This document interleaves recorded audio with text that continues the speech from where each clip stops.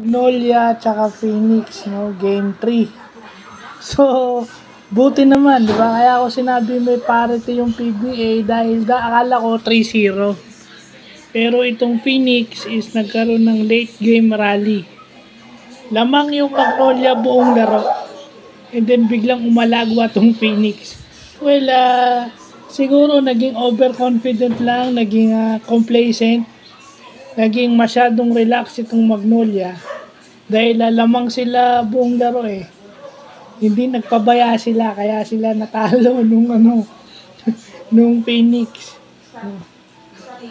Si RJ Hasul, no, hindi nila akalain na bobuenasin. Alam naman nating shooter si RJ Hasul. Tsaka alam nila na do or die, close out game na yon sa Magnolia. So, kailangan nila magpakita. Yun ang hindi inaasahan ng Magnolia. Tapos ka na kumain, Jet? Hindi pa. Kaya nga may magandang coaching itong Phoenix.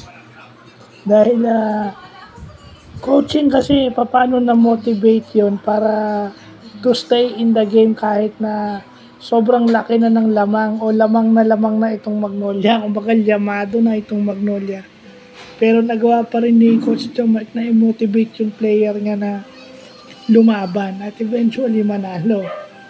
So mag-a-adjust na to si Magnolia. Ewan ko lang dito sa Ginebra kung mananalo sila ngayon against sa SMB. So tingnan na lang natin mamaya. So yun lang po.